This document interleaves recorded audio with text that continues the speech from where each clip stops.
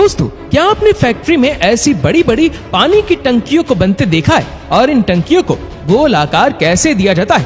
क्या होगा जब ये पानी से भरी टंकी फट जाए तो?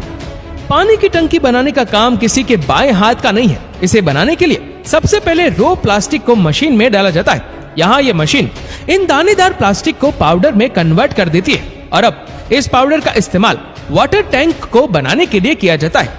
टंकी बनाने के इस प्रोसेस में टंकी के सांचे को पहले से तैयार रखा जाता है और इसे लोहे के फ्रेम के साथ सेट कर दिया जाता है। टंकी बनाने के लिए इन बड़े बड़े सांचों के ढक्कन को खोलकर इसमें पाउडर डाला जाता है और कुछ समय के लिए इसे बंद कर दिया जाता है। इतना करने के बाद इन सांचों को क्रेन से उठाकर एक रोटेटिंग प्लेटफॉर्म पर रखा जाता है और फिर इसकी रोटेशन स्टार्ट कर दी जाती है। इस रोटेटिंग प्लेटफॉर्म के नीचे फ्लेम जला दिया जाता है और मोल्ड को उल्टा सीधा ऊपर नीचे दाएं बाएं हर जगह से अच्छे से घुमा दिया जाता है।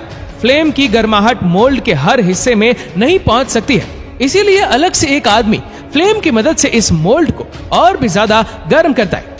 मोल्ड को गर्म करने से प्लास्टिक पाउडर पिघलकर मोल्ड के दीवारों में अच्छे से चिपक जाता है। करीब 20 मिनट तक मोल्ड को इसी तरह से गर्म किया जाता है और अब 20 मिनट बाद इसका इंस्पेक्शन किया जाता है। देखा जाता है कि टंकी में प्लास्टिक की पहली लेयर अच्छे से शेप ले चुकी है या नहीं। अगर ले चुकी है तो प्लास्टिक की दूसरी लेयर बनाने के लिए इसमें एक बार फिर से प्लास्टिक पाउडर डाला जाता है और फिर से इसे रोटेटिंग प्लेटफॉर्म में ले जाकर 20 मिनट तक गर्म किया जाता है। अब जब अच्छे से प्लास्टिक पाउडर टंकी का शेप ले चुका है तो इसे यहाँ से उठाकर फैक्ट्री के दूसरे हिस्से में रखा जाता है और दूसरे रोटेटिंग प्लेटफॉर्म पर डाल दिया जाता है। यहाँ इस मोल्ड को घुमा घुमा कर पानी के पाइप से पानी डालकर ठंडा कर दिया जाता है और अब जब ये मोल्ड ठंडा हो चुका है तो इसे क्रेन से उतार कर जमीन पर रख दिया जाता है। इतना करने के बाद इस मोल्ड से वाटर टैंक को निकाल दिया जाता है और इसकी शेप को अच्छे से फिनिशिंग दी जाती है।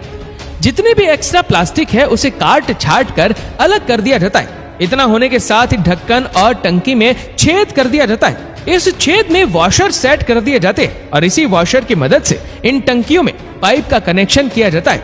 अब हमारा वाटर टैंक बनकर तैयार हो चुका है, लेकिन हमारे पास आने से पहले इसे टेस्टिंग के लिए भेजा जाता है। इस टेस्टिंग में वर्कर इसे बड़े बड़े डंडों से मारकर अपनी सारी भड़ास निकाल लेते। इसके बाद इन्हें छत से पटक कर देखा जाता है और इसके बाद भी इसमें पानी डालकर एक बार फिर और टेस्ट किया जाता है। जब ये सभी टेस्ट पार कर लेता है तो लास्ट में इसके ऊपर कंपनी के लिए लेबलिंग और प्रिंटिंग कर दी जाती है और अब ये लोगों के छतों पर सजने और घर के अंदर पानी पहुंचाने के लिए तैयार है।